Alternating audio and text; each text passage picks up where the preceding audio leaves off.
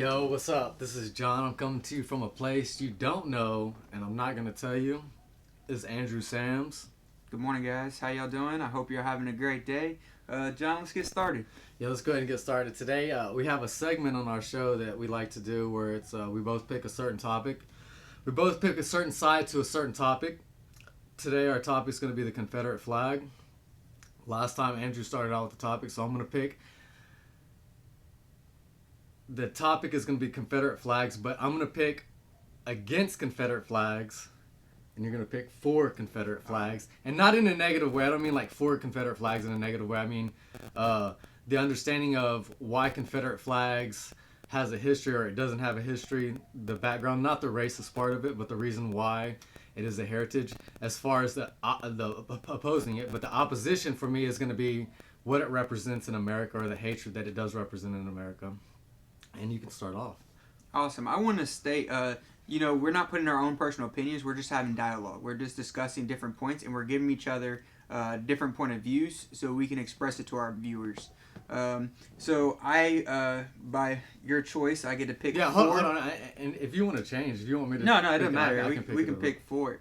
So I drew the straw. I'm for the Confederate flag. So I think if we have freedom of speech, we should have freedom of representation.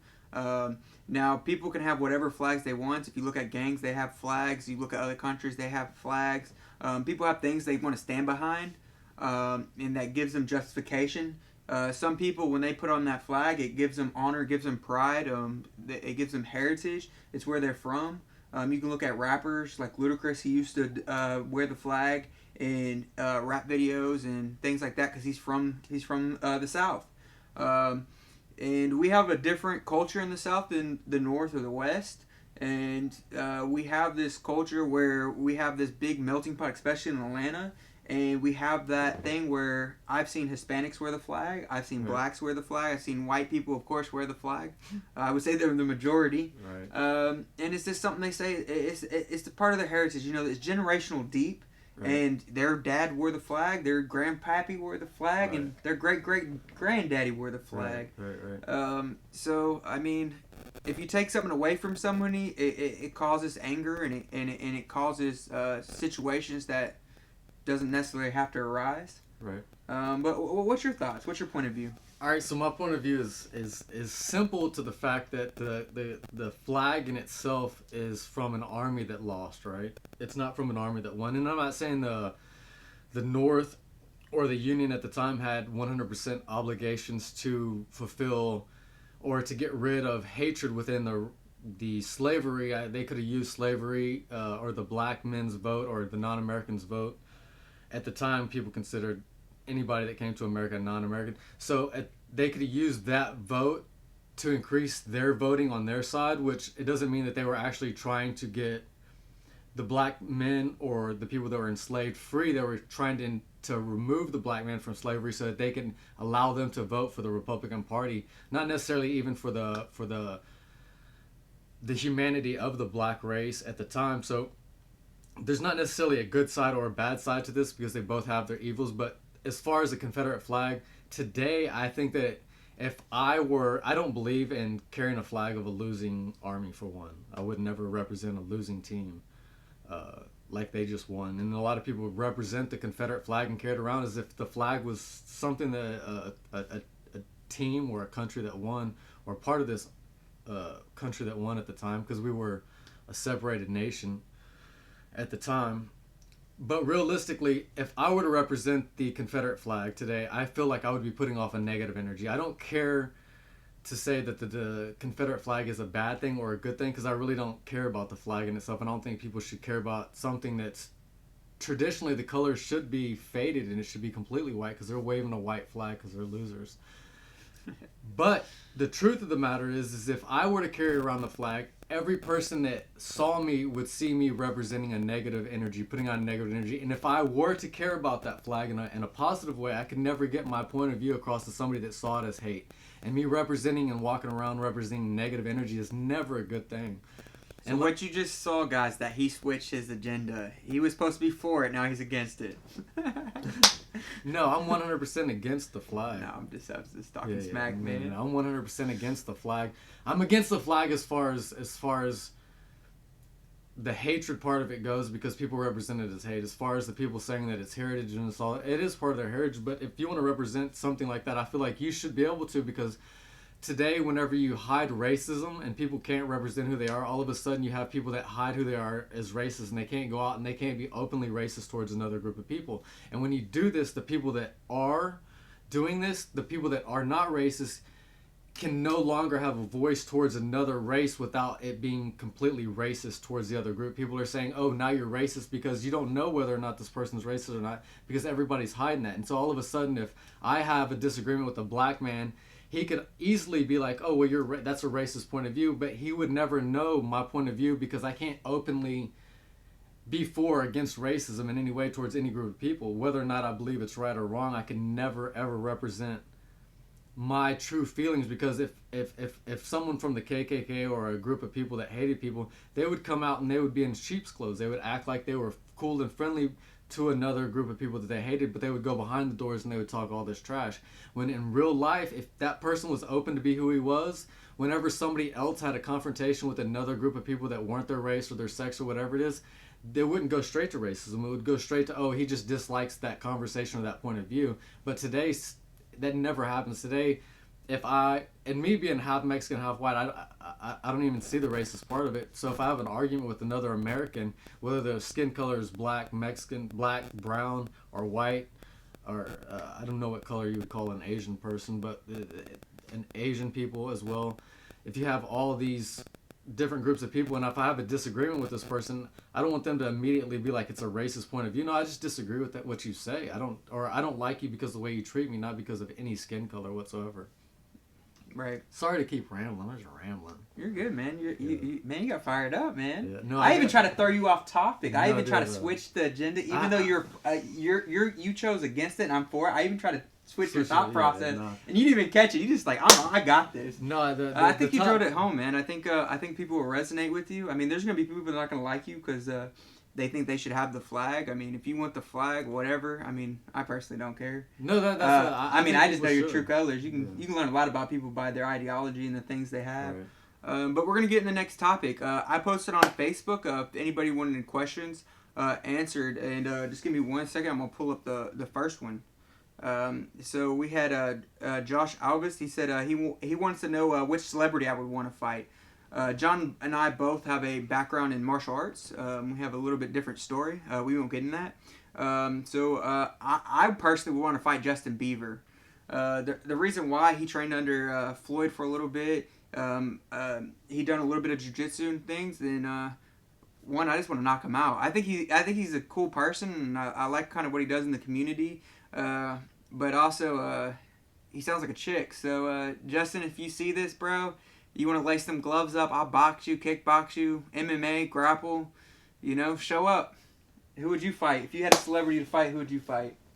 Who would I fight? Outside of Justin Bieber, because I already called him out. Of course, if I had a celebrity to fight today, personally, I hate Eminem. Like, even though he's like a third of the size of me, I love his music, but I hate the fact that I hate anybody that's going to bring politics in their life, and I don't care about his political view, and I probably have a very similar political view that he has.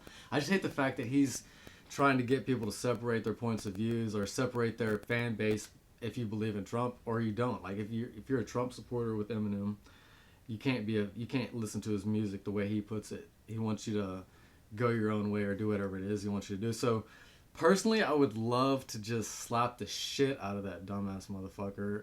And I know, Eminem, you're never going to hear this because you give a fuck less about a local podcast here in a place I'm not going to tell you.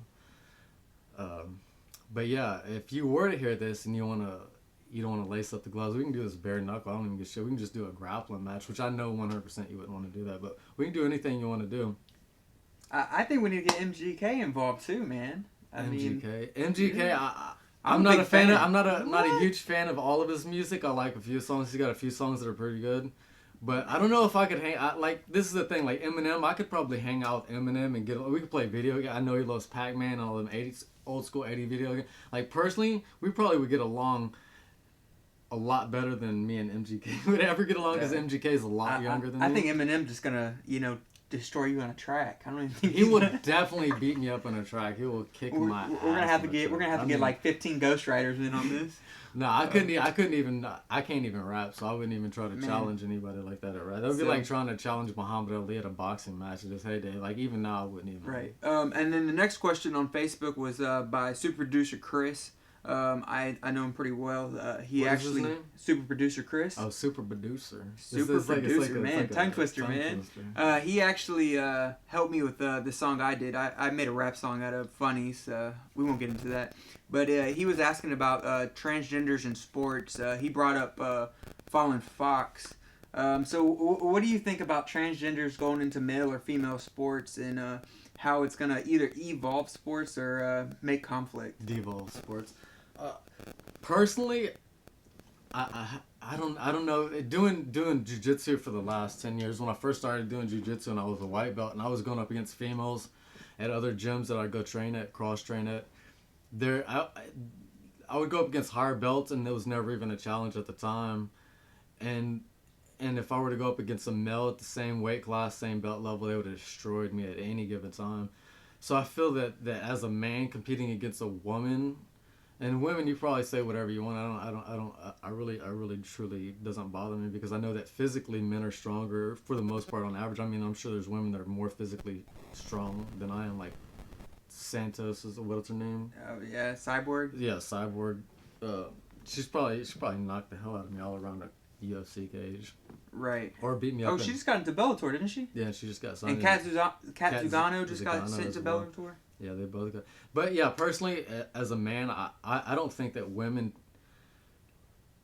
competitively should be able to compete with men because I think that the reason why we have separated sports, we don't have like NBA with men and women, is because they physically can't compete on the same level. Mentally, they could easily compete on the same playing field if there was any like a video game or any type of mental challenge. But I think physically, I think men have an advantage. I think it's truly unfair to give a woman that, like someone like Ronda Rousey could never have had the career that she had if she had to. She could get beat by the worst MMA fighter that's a male at this point, and she would have never had any opportunity to get to where she's at.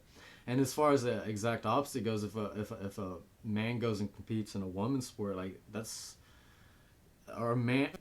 Let me reiterate: if a man wants to be called a woman and she goes and competes in another female sport, I feel like that person, even though she might be on estrogen pills or whatever it is that these people take to change the hormones in their body, I still think that at some point they have a physical advantage over these women. And it's clear to see because there's so many of these females that are going into the sports today that are dominating the sport. I mean, even though the Fallon Fox, like you mentioned, I know she lost one of her, I think her last fight or a fight previous to all that, to a woman, which is amazing in itself. But on an average, I don't think that in her weight class, if she was going up against the best fighter of the weight class, she would have any kind of advantage at all. I think she would have a true disadvantage, even though even though she would love to allow to... So I'm replying back to people asking questions about the podcast. What's your true view on it? Do you have I'm more pro my own business on a lot of things. I'm not going to answer for women, but if I was a woman and I had a male in my sport that identifies as a woman, you're more than welcome to. But I would have to side. That's up to the woman. Right. Now I'm a man. If a woman wants to come to a man's sport and she wants to come, I say bring it on. I mean, I'm more pro my own business till it's actually a problem in my face. Right. Now, if I get beat up by a woman or if I get beat up by a girl that's transitioning to a man, I got to step up my game. That'll just put a fire under me. Right. But I'm really like pro my own business. Like I really if you want to be transgender, cool. If you want to be gay, cool. I morely care about how you carry yourself. Now, if you're a woman and you're not trying to become a man and you're taking testosterone or any type of therapy that gives you an advantage over your colleagues, I think that's cheating. Yeah, that's clearly. But if a man wants to go to a women's sport, as long as who they're competing with, like in wrestling, if they want to compete against you, I think that's fine. It's a mutual agreement. If not, I Then- think that's up to the body that governs. How does that That work though sport. for a woman going to a man's sport? Wouldn't she have to take testosterone? I'm not sure. I don't know the background I behind don't know it. how that works. 'Cause you would think It's just that like Fallen Fox. Hey, if say Ronda Rousey or Cyborg or Paige Van Zant wants to fight you, go for it. If they sign that contract, I think it's on them. Do you have an advantage or not? I really don't know. I mean, they say by the science that you're physically stronger and maybe well, faster. I do know you do have a physical advantage. I guarantee if you took a woman my exact weight class right now, there's no way that she can competitively compete with me in any physical way. But I think she can still beat you though. No, she did in a Yeah, jiu-jitsu so- match. Definitely a woman my size because it's a chess match. In a punching boxing match, like I would So trade punches with a woman my size. I don't know.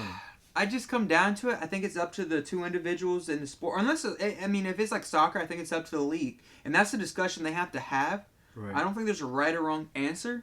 I mean, I'm in the point of my life I'm trying to love and accept people where they're at and Right. by their character, not by some of their decisions. Right.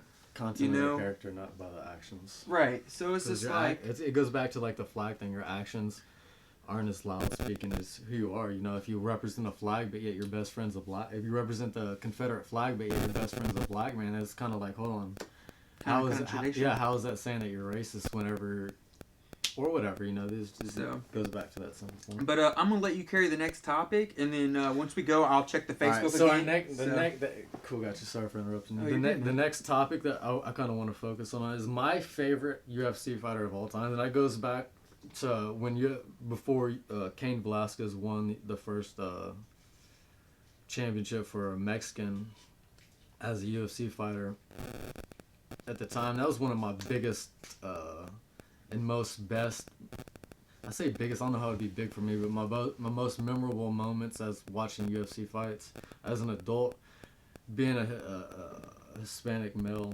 I'm sure you're probably looking at me saying, "What are you talking about?" But as a Hispanic male, the pride that I had when he won that like changed my whole perspective on how a human being can appreciate the value of what living vicariously through another human being, if that makes sense. So I really embrace who Cain Velasquez is as a fighter. I don't know too much about his personal life, to be honest with you, but him as a fighter I know a lot about. And recently he retired from UFC and he went into professional wrestling. He wrestled in AAA with I believe it was Cody Rhodes and a couple other fighters, and then he actually ended up signing with the UFC and fought in Saudi Arabia, I believe, this last Thursday. in WWE. Yeah, with the WWE, and he fought Brock Lesnar, and they had the worst. I'm not a huge professional wrestling fan, but they had basically a fake mixed martial arts match within a WWE wrestling ring, and it was the worst thing I ever seen. And Brock Lesnar ended up beating Cain Velasquez with a Kimura lock, which was just something that Cain Velasquez, I don't believe he's ever submitted ever in the UFC in real fights, but yet he's going to submit to somebody that's not even a submission expert in a WWE ring. It's kind of a slap in the face to Cain Velasquez persona as a person going into a professional wrestling business. So me personally, him coming in, I think it's a cool thing for anybody to make money, right? Right. Entrepreneurship, go out and get your name out. But I think the WWE could have handled this a whole lot differently. They had an opportunity to give, first of all, it's his first match in the WWE going up against a WWE champion. I mean, I don't think that's ever happened in the history of any type of professional. So if he would have went in and won that match, which he's already beat him, first of all, so nobody would have questioned the fact if he won, because it's a real fight. He can beat him in a real fight. Of course, when you take professional wrestling, which is the art of recreating real fights, he should have won the fight, and he should have been the first. They had an opportunity to really put Cain Velasquez in a better position. I think him personally being somebody new to something like that, they took advantage of him, and I don't like it. But I think they're going to build up his backstory. Right. I think this is going to be a thing where he loses and he comes back, beats a couple guys, fights the belt, and beats him and takes his belt. Right. I mean, from the business standpoint, it makes sense. Right. From a fan standpoint, I mean, I met Brock Lesnar. I've never met Cain Velasquez, Right. but I'm a big fan of both of them. Right.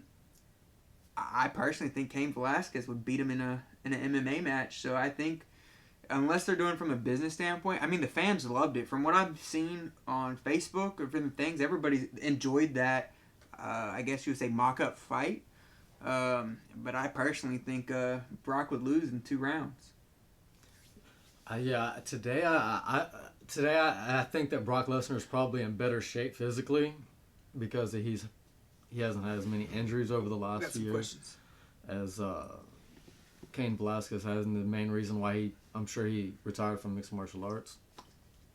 But yeah, with that being said, we're gonna go ahead and move on. Well, since we're on the topic of MMA fighters, Brad Parton asked me a question. What does he think of Ben Askren?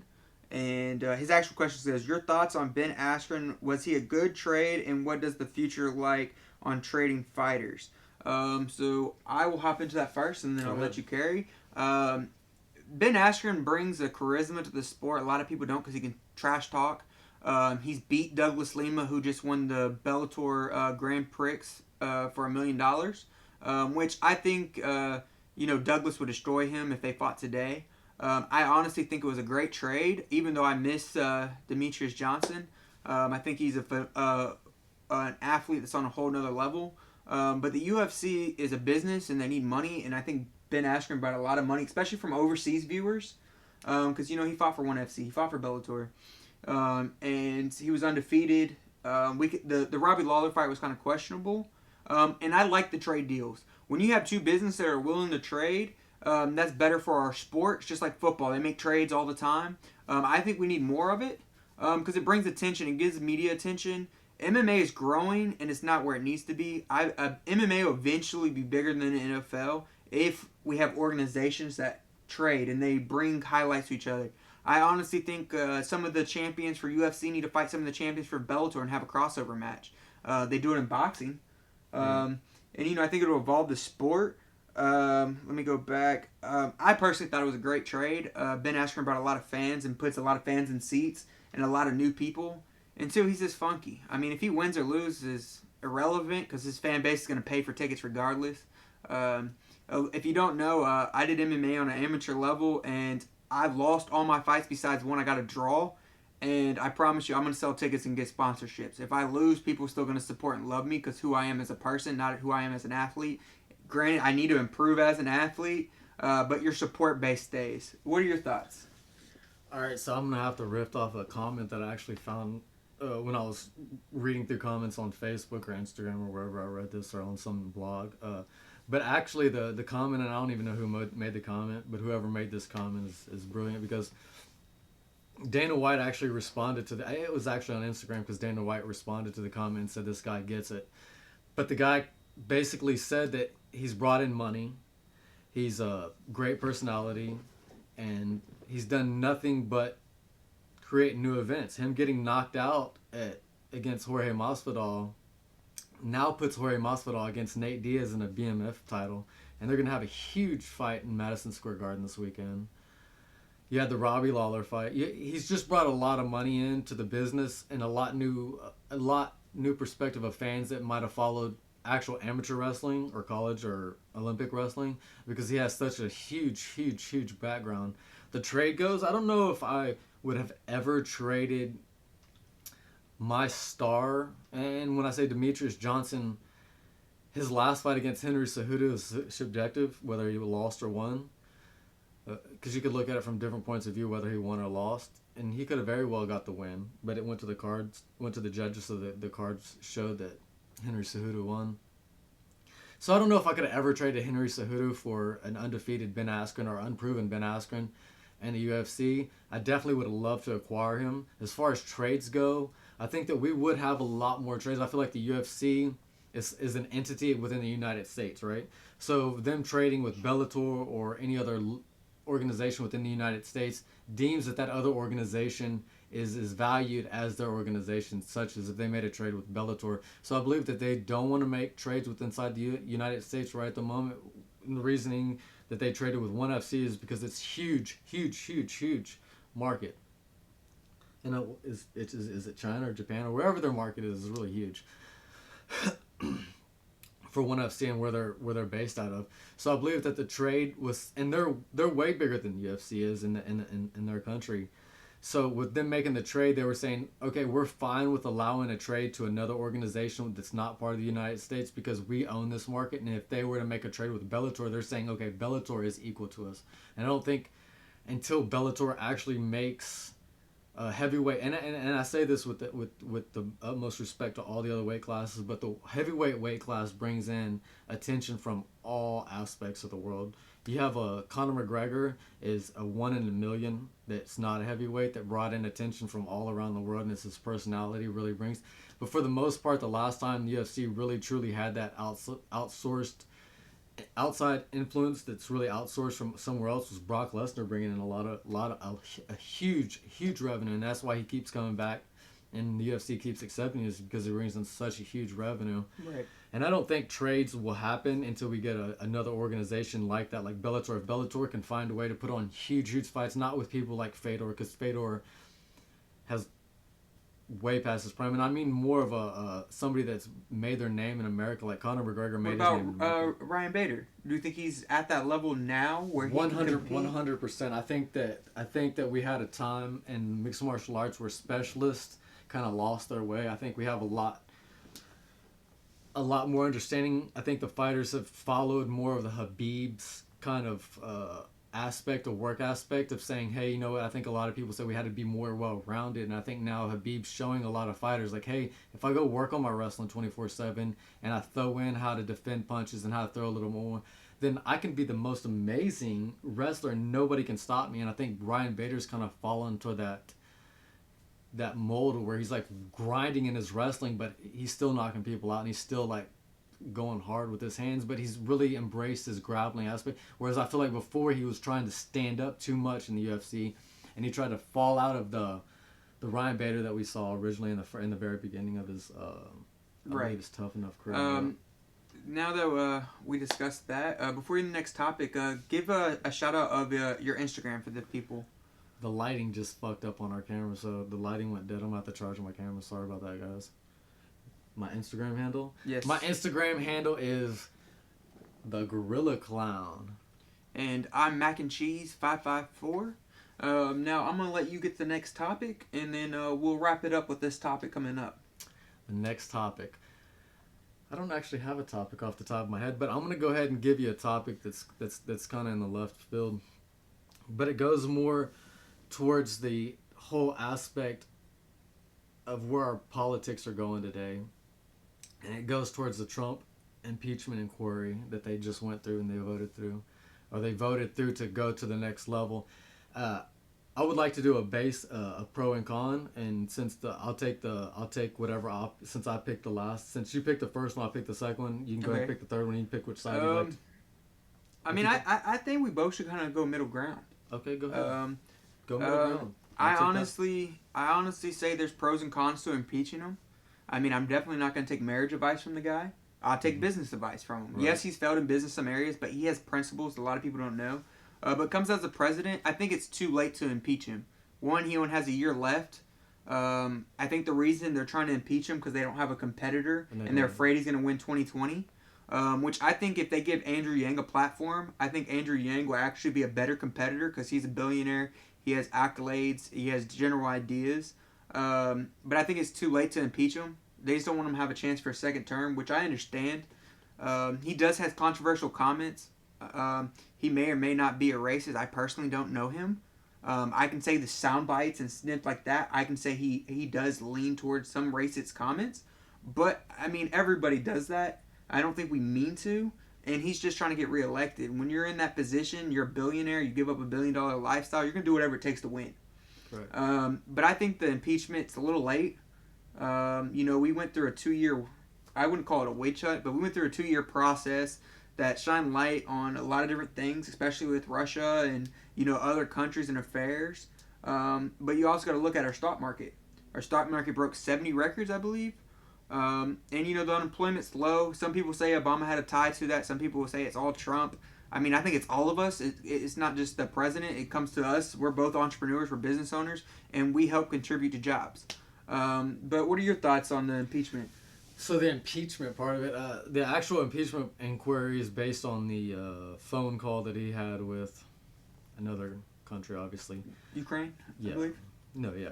I just was Oh, gotcha. the fact that he's talking to another country about what they say is improper etiquette for a president to make comments towards another country about basically Benedict Arnold Benedict Arnold, yeah, Yeah. Benedict Arnolding the United States by turning his back and making a power move with another country to kind of undercut the United States. And I don't believe that that necessarily happened, and I don't know because they have yet to put out or yet have I yet to read or see any transactions of the actual comments that they made. The impeachment part of it, I agree 100% with what you're saying about. I believe that the impeachment, I believe that they're trying to impeach him because I don't feel like they have a contender to run against him. I think they're very afraid, and I don't think they're even considering the fact that anybody that they can have run even has a chance.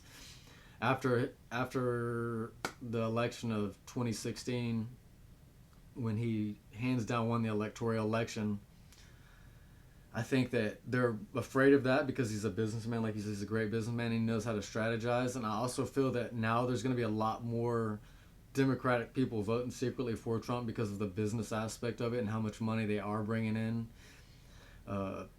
to the United States now with all the stock market and all the other whatever you call them. There's stock market, the NASDAQ, and all the other different trading blocks that they have broken all-time high records at all different points of his presidency, and he's helped out a lot of different ways. I don't think that the impeachment for what they're going after right now is validated in my opinion. I feel like there's plenty of other things that they could have probably actually nailed him on that seemed a lot more justifiable, and I don't feel Right. like this is truly justifiable anyway. All I can say, if you don't want Trump to win in 2020, vote. I don't know the statistic, but I don't think even half the Americans vote. And I know a percentage are not eligible because they're felons or whatnot. I know that But I think if you really don't want this man, you really don't believe he should be in office, vote in 2020. I know I'm going to be voting in 2020. I'm not going to tell you who I'm voting for because it's irrelevant. If you know me on a personal matter, we can have that conversation. But when you have people that you don't know, I mean, I'm not trying to have threats at my house. I'm going to be 100% honest with you. I'm sorry for cutting you off, but I am voting for Trump in 2020. And I'm a Hispanic male, so don't say that I think that that Trump's racist because I don't know if Trump's racist. And let me just reiterate this: I have a small point about Trump being racist. He's done a lot for black communities. He's done a lot for immigrants into this country. He's won an award standing right next to Rosa Parks for immigration reform back in the 80s. Before Trump became president, he was friends and went to many of parties with a lot of black leaders in America to this day. So I don't know that these people actually think that, or believe that he's racist, and I believe that that's their tactic to use things that he's very powerful on. Like back in the 80s, he was the first man that owned a business that had an all-female foreman construction crew, and this is way before anybody else. He's also had the first female to successfully run a campaign for his presidency. He's done a lot for women, but yet people continue to say that he degrades women, doesn't like women, but yet he's constantly on an uphold battle trying to give different women opportunities, and the same with all races that he deals with. I think that the Democratic and the liberal side fight against him to use those opposing opposites that are his strengths, and they know that he's not going to come out, and they know he's not going to come out and say that. He's too cocky to come out and be like, oh, this is how I really feel, so he just doesn't even answer. And I think that they're using that against him today, against a lot of the brainwashed Americans. Well, look at this. Like we're too far back into the election time to even you made up your mind already. Yeah. I'm waiting to see who the primary is going to be in the Democratic Party, or who's going to try to stand up in the Libertarian Party. I try to give every person a chance until it comes down to the last couple of months, and then you factor in, like you said, your pros and cons. I'm still up in there. Like I believe certain things that Democrats have right, and I believe certain things Republicans have right. I agreed 100%. I'm socially Democrat, but I'm physically Republican. When it comes to making money and stuff, I need tax breaks. I need certain things because I'm trying to employ more people. I'm trying to give people opportunity and stuff like that. So coming into election year, I mean, I'm watching all sides. I'm watching the Democratic debates. I'm watching Trump. There's a dude that's trying to run Republican.